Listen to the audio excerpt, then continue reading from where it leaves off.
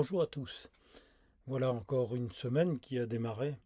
Et puis chaque jour suit son cours avec de nouveaux événements, beaucoup de choses qui se passent autour de nous. Et on s'aperçoit que c'est vrai que la Bible, que la parole de Dieu que nous connaissons et que nous essayons toujours d'approfondir, eh bien, est comme est remplie aussi d'avertissements. Et en tant que chrétien, en tant que au service de Dieu, il y a aussi une position particulière, c'est la position de la sentinelle. Et la sentinelle, elle va donner des avertissements et va vous pousser à avoir une vigilance accrue sur tout ce qui se passe encore aujourd'hui. Vous savez, Jésus-Christ, le Fils de Dieu, c'est le Messie d'Israël. Même si les Juifs ne l'ont pas vu, ne l'ont pas reçu au moment où il est venu sur terre, il reste quand même le Messie d'Israël. Et il est aussi notre Seigneur, celui qui nous a sauvés. Et Jésus a dit des choses extraordinaires parce que vous savez, Dieu n'a donné qu'un nom sur terre. C'est le nom de Jésus. Il n'y a qu'un Fils unique qui est venu sur terre pour donner sa vie. C'est Jésus. Et Jésus a dit, de même quand vous verrez ces choses arriver, vous savez, comme les catastrophes de l'heure actuelle, sachez que le royaume de Dieu est proche. Tout cela va arriver. Je vous le dis en vérité, cette génération, cela nous parle, ne passera point que tout cela n'arrive. Le ciel et la terre passeront, mais mes paroles ne passeront point. Mes amis, Jésus est la parole vivante, la parole qui a été créée, c'est-à-dire, c'est Jean qui le dit, la parole a été faite chair et elle a habité parmi nous et nous l'avons entendue. Alors, Jésus dit, prenez garde à vous-même, de crainte que vos cœurs ne s'apesantissent par les excès du manger et du boire, par les soucis de la vie, et que ce jour ne vienne sur vous à l'improviste. Vous savez, actuellement, avec tous les top chefs, avec toutes les recettes, on ne voit que cela. Tout le monde est sollicité même pour faire monter un petit peu des maîtres, je dirais, de cuisine. Hein. Euh, euh, on- Parfois, on s'aperçoit que on dirait que la vie n'est fait que de manger, de boire, de s'amuser et, et de laisser un peu tous ces événements, tous ces soucis de côté, je veux dire, au niveau de ce que nous entendons. Et Jésus nous dit, faites attention, parce que ça, ça appesantit notre esprit, notre âme, notre intelligence spirituelle. Et les soucis de la vie, il y en a tellement aussi, eh bien, nous grignotent chaque jour. Et il ne faut pas que ce jour où Jésus viendra ne vienne nous surprendre à l'improviste, car il viendra, écoutez bien, comme un filet sur tous ceux qui habitent sur la face de toute la terre. Veillez donc et priez en tout temps. Pour cela qu'il nous a donné le Saint-Esprit. Nous prions, nous sommes avec lui. Nous sommes en communion avec lui. Et merci Seigneur pour nous avoir visités, nous avoir donné aussi des langues nouvelles avec qui, parce que nous communions avec toi, nous parlons avec toi Seigneur, afin que vous ayez la force d'échapper à toutes ces choses qui arriveront. C'est sûr, elles arriveront. Et de paraître, écoutez bien, debout devant le Fils de l'homme. Luc chapitre 21, versets 31 à 36. Ça, c'est extraordinaire. Nous sommes des soldats de Jésus-Christ. Et qu'est-ce qu'il y a de plus beau que de paraître debout, je dirais presque au garde à vous devant le Seigneur, lorsqu'il reviendra pour nous dire, allez, entre bon et fidèle serviteur dans la joie de ton maître. Le psaume chapitre 2, le psaume 2, versets 7 à 12 dit, je publierai le décret, l'Éternel m'a dit, tu es mon fils et je t'ai engendré aujourd'hui. Demande-moi et je te donnerai les nations pour héritage, les extrémités de la terre pour possession. Et tu les briseras avec une verge de fer, tu les briseras comme le vase d'un potier. Et maintenant, là il parle au président, au roi, à tous toutes les autorités qui sont sur la terre. Il leur dit, conduisez-vous avec sagesse. Servez l'Éternel avec crainte, écoutez bien, remettez Dieu à la première place. Laissez votre état laïque et remettez Dieu à la première place. Et réjouissez-vous avec tremblement. Vous savez, c'est un avertissement solennel que la sentinelle donne. Et il dit, baisez le Fils, embrassez-le, de peur qu'il ne s'irrite et que vous ne périssiez dans votre voie, car sa colère est prompte à s'enflammer. Heureux tous ceux qui se confient en lui. Vous savez, c'est pas petit Jésus dans la crèche. Christ a tout accompli. Il a prouvé même par sa nature, par sa constance, sa volonté, son sacrifice, qu'il était, je dirais, le soldat parfait de Dieu, qui donnait sa vie pour le salut de l'humanité, pour vous, pour moi. Et nous devons comprendre tout cela et rester, je dirais, que notre esprit reste en communion avec notre Père Céleste et ne pas se laisser absorber par cet esprit actuellement dans le monde qui accapare l'attention des personnes au travers de tous ces événements. Mais même les événements sportifs, festifs, tout se suit à la queue leu. Les gens n'ont plus le temps de réaliser. Il y a les championnats, il y a comment dire, les rencontres sportives, nous avons eu les Jeux olympiques, tout cela. Non, non, non. Écoutez, faites attention, chers amis, parce que la Bible nous dit, on peut regarder certaines choses, mais vous ne faites pas partie du monde, de ce monde. Nous sommes le peuple choisi par Dieu, un peuple qui doit se garder de toute crainte, même au beau milieu d'une situation critique, de danger et de risques. Et les risques sont là, parce que c'est un glissement insidieux qui est dû au temps de privation et de tout ce qui s'est passé. Vous savez, mes amis, nous le voyons de plus en plus, il y a des choses qui se passent, des temps particuliers, très particuliers. Alors avec toutes ces annonces et ces décisions enflammées que nous avons, que nous entendons, mais Dieu soit béni pour ces merveilleuses paroles, car il nous transmet sa parole pour rester dans le calme, dans la paix, dans la sécurité. Et pourquoi? Parce que nous nous confions en lui. Jésus-Christ est la pierre angulaire, mes amis. Et si vous construisez votre vie sur Christ, je ne dis pas sur un mouvement, sur une église, sur une étiquette, non. Si vous construisez votre vie sur Jésus-Christ, c'est Jésus que Dieu a donné, le seul nom qui était donné. Vous savez qu'il y a beaucoup de paroles, de choses, je dirais, de paroles dites à des textes qui sont émis par des hommes, qui nous parlent et nous incitent à la prudence. Mais que nous dit sa parole sur la prudence afin de rester sur le chemin, écoutez bien, étroit qui est devant nous? Le chemin large et spacieux, celui de la perdition, cette autoroute, je dirais, à 12, à 20, à 24 voies, eh bien, est facile à emprunter. Jésus est un chemin, le chemin étroit qui mène à Dieu. Et pour ne pas s'en écarter, afin de prendre les bonnes décisions, nous devons faire cette parole notre, c'est-à-dire vivre avec elle, vivre avec Jésus. Et parce qu'elle met en lumière aussi notre responsabilité. Nous avons une responsabilité de, comment dire, de faire agir notre volonté. Matthieu, chapitre 10, versets 16-17, il dit « Voici, je vous envoie comme des brebis au milieu des loups. Soyez donc prudents comme les serpents et simples comme les colombes. Mettez-vous en garde contre les hommes, car ils vous livreront aux tribunaux. » Vous savez, ça c'est un danger qui est devant nous, qui aura lieu. Mais il faut se fortifier dans la parole.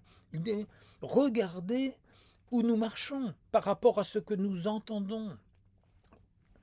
Proverbe chapitre 14, verset 15 dit « L'homme simple croit tout ce qu'on lui dit, mais l'homme prudent est attentif à ses pas. » Attention à ce qu'on vous dit, y compris même parfois dans des églises, par des prédicateurs qui ne sont pas sous l'esprit de Christ, mais qui disent ce qu'il y a dans leur cerveau, qu'il y a dans leurs habitudes, dans des notions, je dirais même parfois, presque de chef d'entreprise. Attention, l'homme prudent est attentif à ses pas, n'allez pas dans n'importe quelle direction. La prudence nous exhorte à se renseigner, à rechercher le savoir dans des sources dignes de confiance. Et Proverbe, chapitre 14, verset 8 dit « La part des ignorants, c'est la bêtise, mais l'honneur des gens avisés, c'est le savoir. » Et quand on marche avec Jésus, Jésus nous enseigne.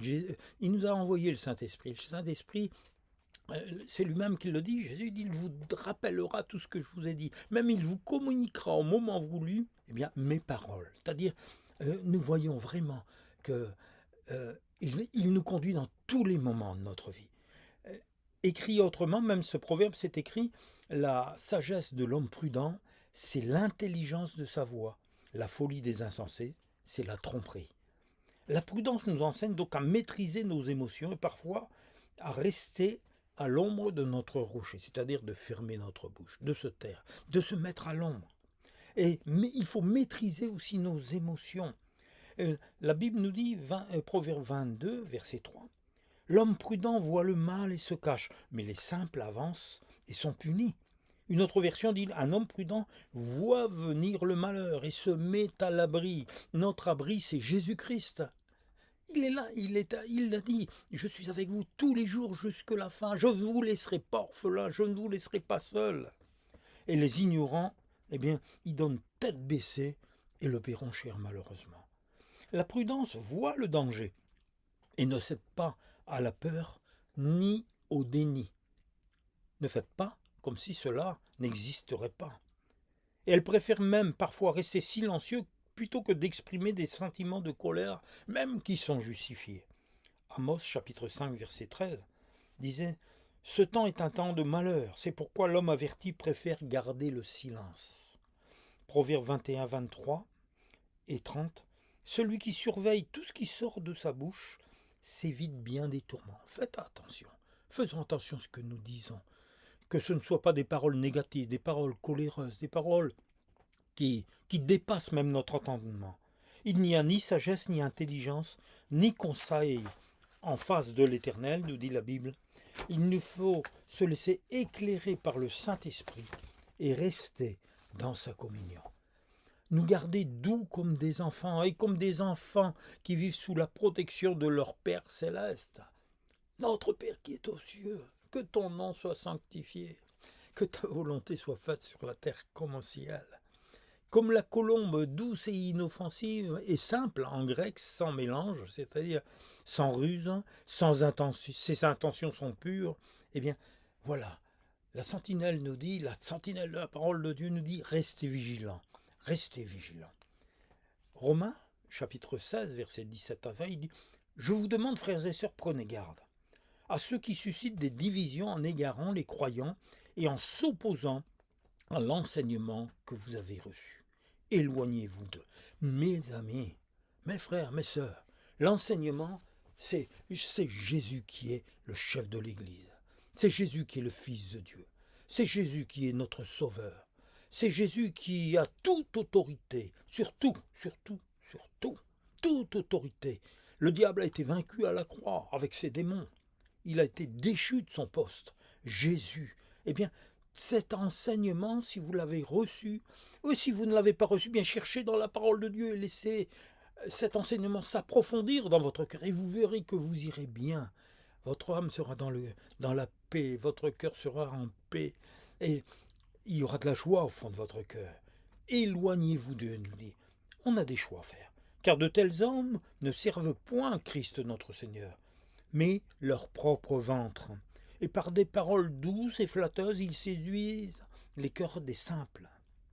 Pour vous, votre obéissance est connue de tous, dit Jésus. C'est à nous.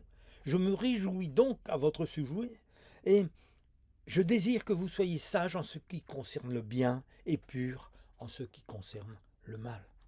Et le Dieu de paix écrasera bientôt Satan sous vos pieds. Que la grâce de notre Seigneur Jésus soit avec vous.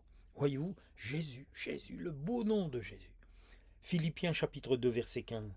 Afin que vous soyez irréprochables et purs, des enfants de Dieu irrépréhensibles au milieu d'une génération qui de plus en plus est perverse et corrompue, parmi laquelle vous brillez comme des flambeaux dans le monde, portant la parole de vie.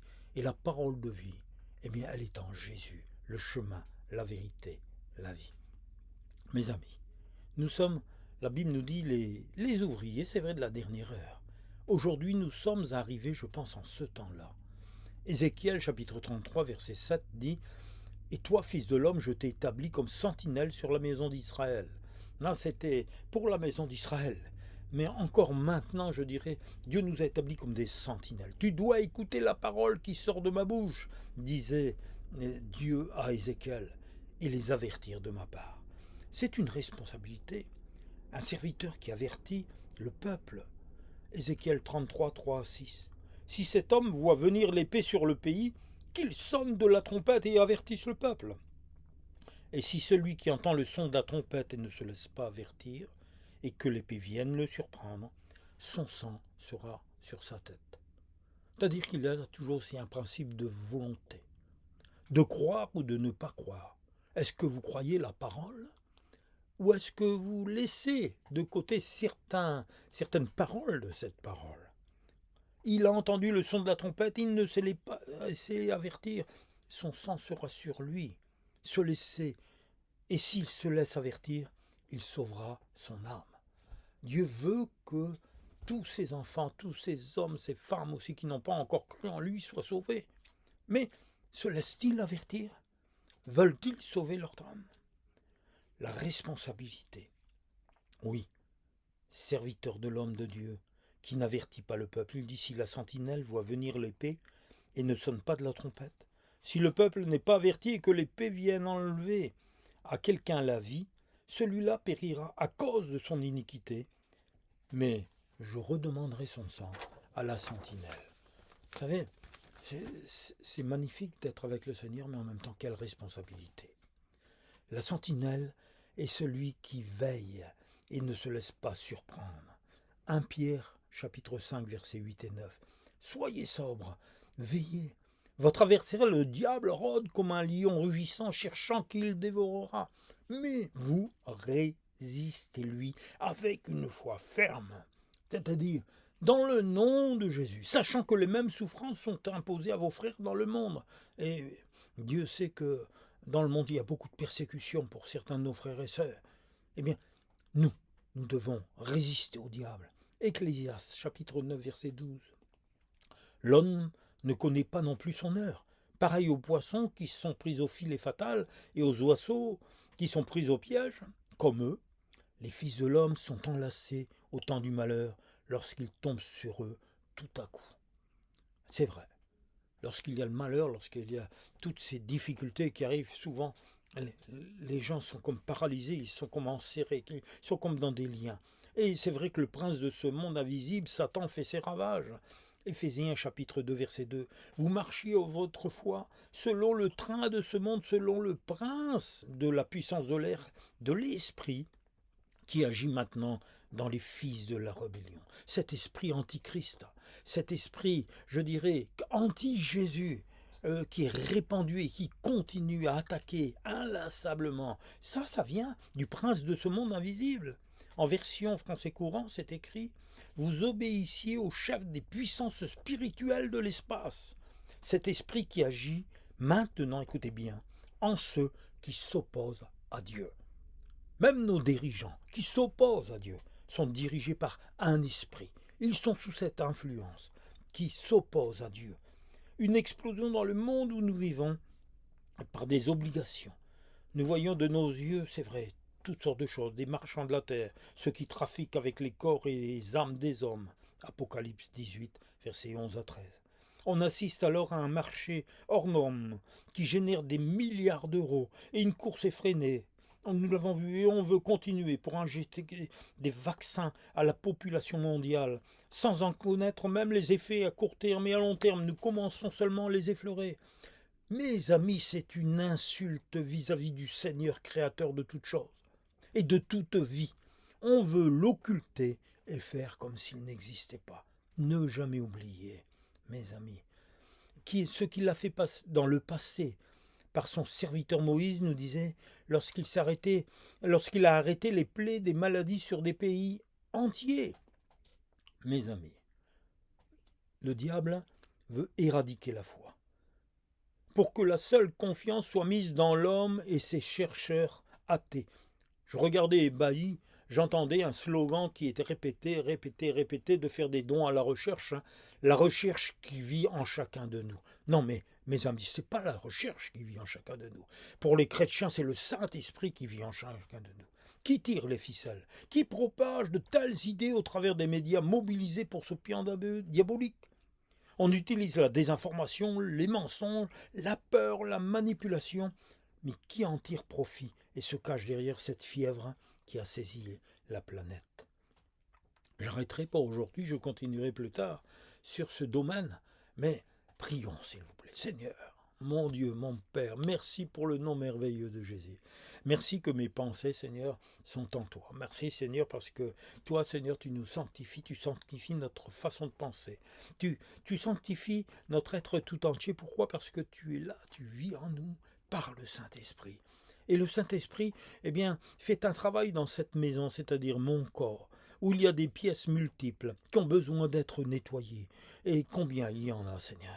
Tu es bien toi, tu fais cette œuvre, Seigneur, et docilement je veux me laisser guider, éclairer, parce que je sais que tu m'as dit la vérité, si vous la connaissez, elle vous affranchira et vous rendra réellement libre.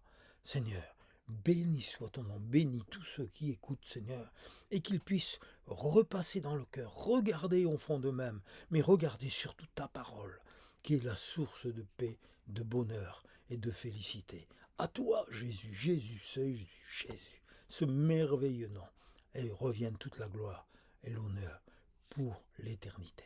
Amen.